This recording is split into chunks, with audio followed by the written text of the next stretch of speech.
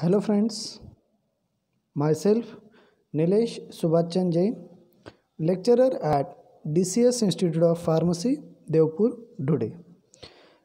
Today we will see the next chapter, that is sale promotion. In that lecture we will see the salesmanship. So sale are the lifeblood of any business. Without sale we cannot earn the profit. Means the aim of each and every business is to sell his product. So aim of all production is sale. तर आपल्याला बिझनेसमध्ये profit कमवायचं आहे, बिझनेसमधनं पैसा कमवायचा आहे, तर आपल्याला maximum sale करणं हा इम्पॉर्टंट आहे. मीन्स काय की sale are the life blood of business and the ultimate objective of all production is sale. Without sale it is difficult for each and every business to survive because sale are the major source of revenue for a business. जोपर्यंत बिझनेसमध्ये sale हा जास्त होणार नाही, जोपर्यंत बिझनेसमध्ये sale होणार नाही, तोपर्यंत रिव्हेन्यू, तोपर्यंत पैसा हा कमवला जाणार नाही. आता जनरली ओल्डन डेजमध्ये काय व्हायचं, in olden days salesmanship was consider a very important method for getting orders by fair or fall. Means for factory product और factory produce items without having any consideration for the satisfaction of the customer. तर olden डेजमध्ये सुरुवातीला काय व्हायचं की salesmanship जी व्हायची तर ते fair असेल व फॉर असेल, मीन्स चांगलं असेल किंवा वाईट असेल, फक्त ऑर्डर घेणं किंवा फक्त ऑर्डर काढणं हेच त्यांचं एम राहायचं. कस्टमरचं सॅटिस्फॅक्शन, कस्टमरची डिमांड ही फुलफिल हो किंवा नाही, कस्टमरला ते प्रॉडक्ट आवडो किंवा नाही, पण सेल हा व्हायला पाहिजे. म्हणजेच काय की in olden days salesmanship was consider a very important method for getting order by fair or fall. Means for factory produce items without having any consideration for satisfaction of customer. तिथं customer oriented product नव्हतं. जे business किंवा जे बिझनेसचं production unit तयार करेल तेच product कस्टमरला घ्यावं लागणार. मीन्स बिझनेस ओरिएंटेड होतं, not customer point of oriented. But now अडेज दिस कॉन्सेप्ट हॅज चेंज. आजच्या घडीला जर बघितलं तर कस्टमर ओरिएंटेड प्रॉडक्ट आहे. कस्टमरला जसं प्रॉडक्ट आवडेल त्याप्रमाणे बिझनेस किंवा ते प्रोडक्शन युनिट हे प्रोडक्शन किंवा प्रॉडक्ट हे तयार करत असतं, आयटम्स हे तयार करत असतात.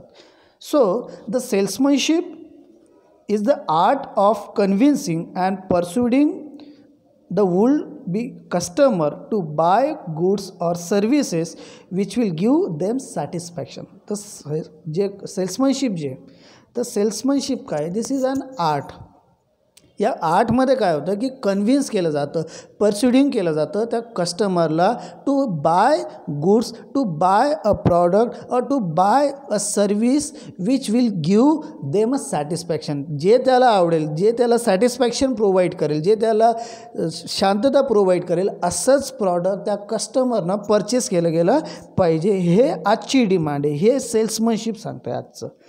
So it will give the satisfaction to the customer as well as it will win the permanent goodwill of the seller or for the seller. तर याच्यामुळे काय होतं की कस्टमरसुद्धा सॅटिस्फाय होतो आहे regarding purchasing that product as well as जो seller असणार आहे, जो प्रॉडक्ट देत आहे त्याचंसुद्धा एक goodwill in the mind of customer हे क्रिएट होत असतं. So personal selling or salesmanship, सेल्समनशिपलाच आपण पर्सनल सेलिंग म्हणत असतो. So personal selling or salesmanship is the oldest and most effective technique of a selling. 1 to 1 म्हणजेच कस्टमर आणि जो सेलर आहे यांच्यात 1 to 1 बाईंग अँड सेलिंग हे होत असतं. That is a salesmanship. So it helps in understanding the needs, motive and behaviour of the peoples. तर through that salesmanship जे कस्टमर असेल किंवा जे पीपल्स असतील त्यांची नीड काय, त्यांची डिमांड काय, त्यांचं मोटिव्ह काय, त्यांचं बिहेवियर काय हे आपल्याला समजत असतं. So it also useful in knowing the habits, taste and attitude of a customer. कस्टमरला जे आवडणार आहे, कस्टमरची हॅबिट काय, कस्टमरला कोणती टेस्ट आवडणार आहे, कस्टमरचं ॲटिट्यूड काय, हे सर्व आपल्याला त्या सेल्समनशिप थ्रू मिळणार आहे किंवा त्या सेल्समनशिप थ्रू ती इन्फॉर्मेशन मिळणार आहे. So such information is useful to manufacturer in designing better product and also improving the existing one. तर ही टोटल जी इन्फॉर्मेशन असणार आहे regarding a customer demand, customer habit, customer taste, attitude of customer, that information, that all information is useful for that seller, for that manufacturer, and according to that he prepare a product. So advantage of salesmanship, first advantage, it help in locating prospective buyers. तर prospective जो buyers आहे त्याला locate केलं जातं किंवा त्याला means it help in a locating that prospective buyer. Then second advantage, that is it help in creation of a demand for a new product. जर proper salesmanship जर असली, so due to that proper salesmanship it help in a creation of a demand for a new product. The next advantage, it provide a feedback about need, attitude and behavior of a consumer or customer. तर जी information असणार आहे regarding a need, regarding attitude, regarding behavior of customer, that information are gathered or that feedback are gathered and it provide to that manufacturer. The next, that is it help to remove objections and doubt of the customer. So whatever objection, whatever doubts regarding that product, regarding its utility, regarding its advantages are removed through that salesmanship. The next, that is it help in demonstrating the product in a very effective way. तर salesmanship through काय होत असतं, तर salesmanship through 1 to 1, that is customer आणि seller जो असणार आहे त्यांच्यात बाईंग सेलिंग ॲक्टिव्हिटी ही होत असते किंवा डेमॉन्स्ट्रेशन थ्रू एक कन्व्हिन्स केल्यानंतर तो प्रॉडक्ट किंवा ते जे प्रॉडक्ट असणार आहे ते कस्टमर बाय करतो आहे. So whatever objections, whatever doubts which are regarding that products are removed by that salesmanship. The next advantage, that is it help in demonstrating product in a very effective way. तर proper effective वेनं आपण demonstration करतो आहे किंवा demonstration एक effective वेनं regarding that product हे तिथं केलं जाणार आहे. This is a advantage. The next advantage, that is it can develop a durable relationship with a customer. एक लाँग टाईम रिलेशनशिप, एक लाँग टाईम एक bonding regarding that customer and that seller ही create होत असते due to that salesmanship. This is a advantage. The next, that is the salesman acts as a consultant to the consumer. So whatever doubts, whatever objection, whatever information can be provided by that seller or by that salesman to his customer, so that in that way that salesman acts as a consultant to his customer. Then next, that is salesmanship gets immediate buying action. तर जर proper salesmanship जर असली तर due to that proper salesmanship immediate buying action ही create होत असते. So there are number of steps which are involve in a selling process. First step, that is a pre sale preparation.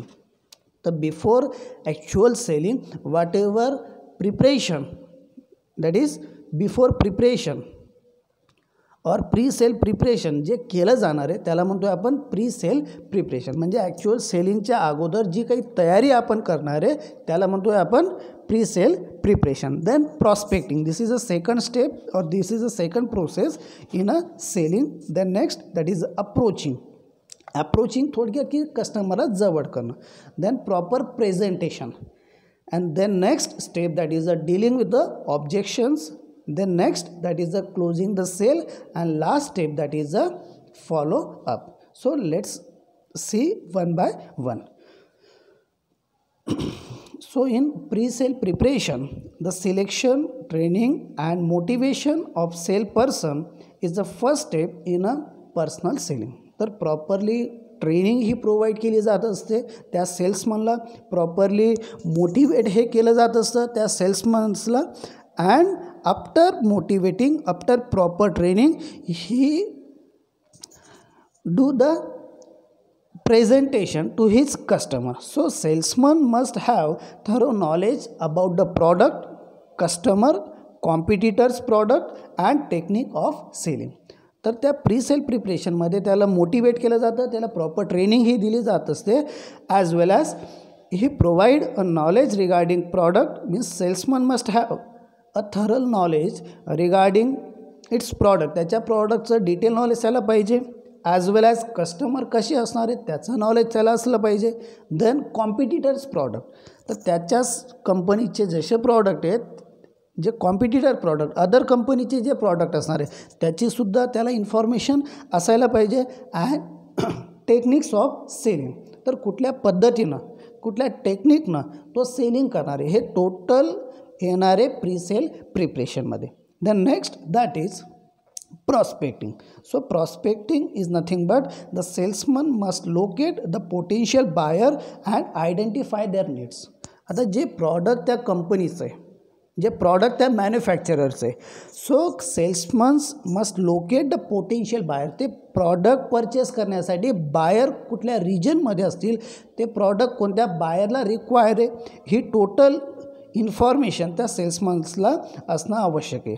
So they should examine the record of the past and present customer to find out the nature and attitude of potential buyer. तर याच्यासाठी काय करावं लागणार आहे, तर तो salesman काय करतो, he examine the records of past and present customer. तो जे प्रॉडक्ट जो कस्टमर यूज करतो आहे त्या कस्टमरचे जे पास्ट अँड प्रेझेंट रेकॉर्ड असतील तो एक्झामिन करणार आहे. अँड अकॉर्डिंग टू दॅट त्याची स्टेप ही पुढं जाणार आहे. The next step that is the approaching. So ॲप्रोचिंगमध्ये काय होत असतं की कस्टमरला जवळ करणं, कस्टमरला अट्रॅक्ट करणं, दॅट इज द ॲप्रोच करणं. Okay, so the salesman should introduce himself, the product and the manufacturer to the potential buyer. जो बायर असणार आहे त्याला कस्टमर त्याला सेल्समन हा इंट्रोड्यूस करत असतो. Means the salesman should introduce, तो सेल्समन स्वतःला इंट्रोड्यूस करतो. As well as he introduce its products and manufacturer to the potential buyer. जो बायर असणार आहे, जो कस्टमर असणार आहे, तर त्या कस्टमर समोर स्वतःला इंट्रोड्यूस करतो, स्वतःचे प्रॉडक्ट इंट्रोड्यूस करतो. And at that time, means at the time of introducing he should be polite and courteous while approaching the customer. तर जेव्हा कस्टमरला ॲप्रोच करतो आहे तर at that time that salesman polite and courteous while approaching the customer. A salesman at the counter should pleasantly greet the customer and make him at the home. तर जेव्हा एखाद्या वेळेस तुमचं शॉप असेल, सपोज की मेडिकल शॉप आहे, okay, at that time suppose काही गर्दी असेल किंवा नंबर ऑफ कस्टमर हे जास्त असतील, तर त्यावेळेस काय होणार की तो जो सेल्समन असणार आहे तो सेल्समन पोलाइटली त्या सर्व कस्टमरला हँडल करेल आणि एक असं फिलिंग क्रिएट करेल त्या सर्व कस्टमर्सला की तुम्ही तुमच्या घरातच आहे, तुम्ही तुमच्या स्वतःच्या घरात आहे, असं ते फिलिंग त्या सेल्समननं त्या कस्टमरला करण्यात यावी. In case he is busy with some other customer, he should assure the customer that he will attend him presently. जर सपोज की काही वेळा तो जर बिझी असेल तर at that time that salesman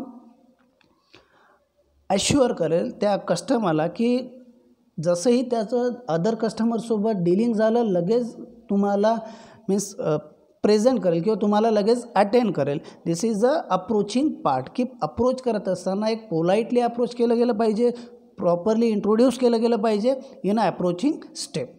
The next step that is a presentation. So as name itself indicate that is a presentation of a product. So the objective of presentation is to convince the customer that he needs this type of product or service and this particular product and service will in the fact fulfill his need.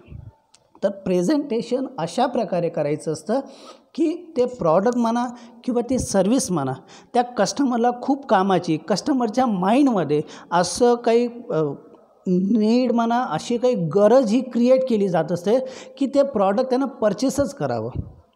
म्हणजेच ते प्रॉडक्टचा उपयोग, त्या प्रॉडक्टची utility त्या कस्टमरच्या point of view किती important आहे, अशा प्रकारचं प्रेझेंटेशन त्या प्रेझेंटेशन प्रोसेसमध्ये, त्या प्रेझेंटेशन पार्टमध्ये हे केलं जाणार आहे. At the time of presentation, the salesman should describe the silent features and uses of product in brief and not its technical details such as description about drug formulation, its chemical composition, its pharmacological action and side effect. तर जेव्हा salesman एखादं product म्हणा जेव्हा introduce करत असेल, present करत असेल, at that time त्यांना एक थरल इन्फॉर्मेशन ही प्रोव्हाइड करायची असते. बट डिटेल्स जी इन्फॉर्मेशन असणार आहे रिगार्डिंग फॉर्म्युलेशन, याच्यात काय यूज केलेलं आहे, याचं कंपोजिशन काय, याचे फार्मॅकोलॉजिकल ॲक्शन काय, साईड इफेक्ट काय, ही डिटेल जी इन्फॉर्मेशन असणार आहे, तर ही डिटेल इन्फॉर्मेशन किंवा टेक्निकल इन्फॉर्मेशन आपण म्हणतो ती त्यांना प्रेझेंट करायची नसते.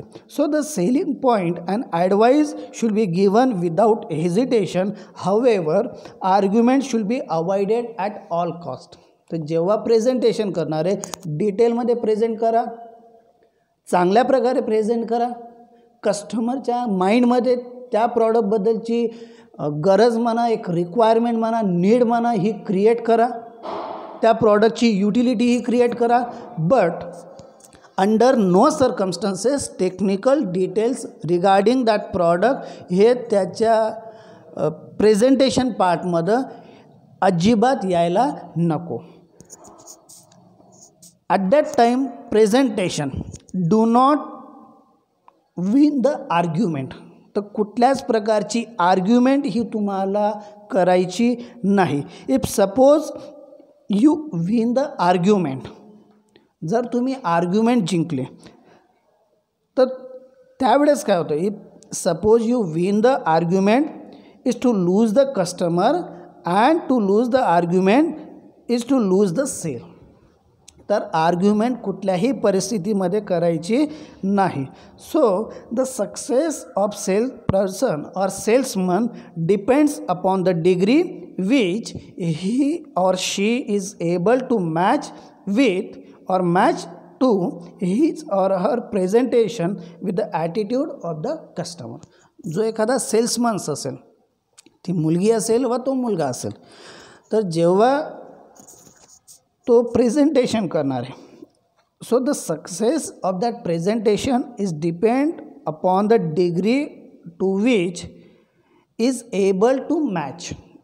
तो किती पद्धतीनं किंवा कशा पद्धतीनं तो मॅच होतो आहे समोरचा जो कस्टमर आहे, ती इट मे बी मुलगा असेल, इट मे बी मुलगी असेल, मीन्स जेंट्स असेल वा लेडीज असेल, तर त्याच्यासोबत कसं मॅच होतं आहे तर त्याच्यावरती सर्वस्वी ते प्रेझेंटेशन पार्ट हा डिपेंड असणार आहे. The next step that is a dealing with the objections. So whatever objection or whatever certain objection which are raised in the mind of customer after presentation which should be welcome. जर काही objections असतील regarding problem किंवा regarding that product, काही doubts असतील तर ते doubts, ते objection welcome करायचे.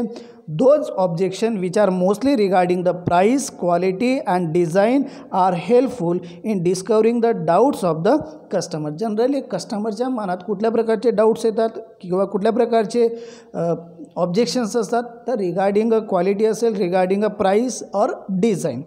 The salesman should not lose the patience if a customer ask for many question and take a time in reaching a decision.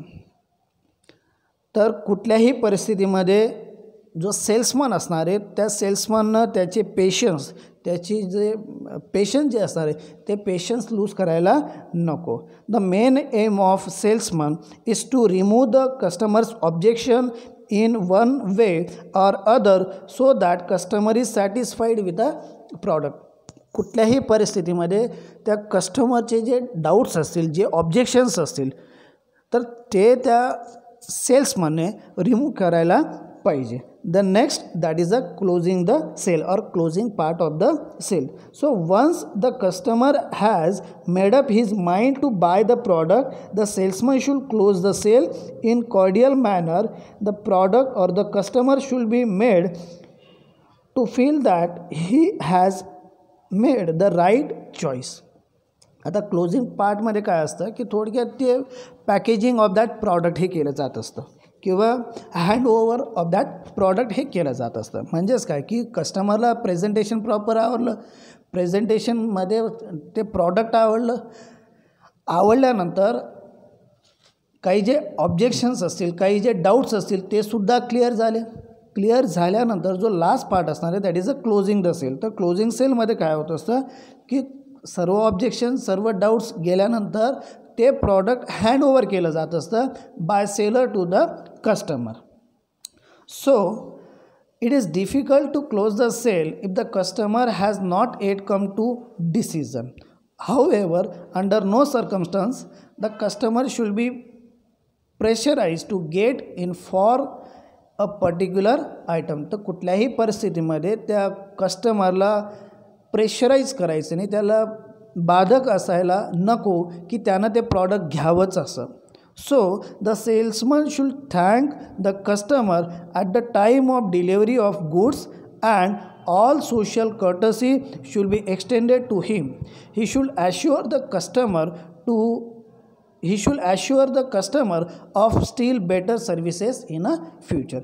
Suppose की जर त्या कस्टमरला ते प्रॉडक्ट जर आवडलं, तो सेलर जो असणार आहे, तो जो सेल्समन असणार आहे, तो सेल्समन काय करणार आहे, handed over that product to the customer. And after hand over that product to the customer, he should assure the customer of still better service in a future. की फ्युचरमध्ये कुठल्याही प्रकारची सर्विस असेल, कुठल्याही प्रकारचे काही प्रॉब्लेम्स असतील तर तो चांगल्यातली चांगली सर्विस प्रोव्हाइड करणारे हे ॲश्युरन्स त्या कस्टमरला दिलं जाणार आहे. Then follow up. So the further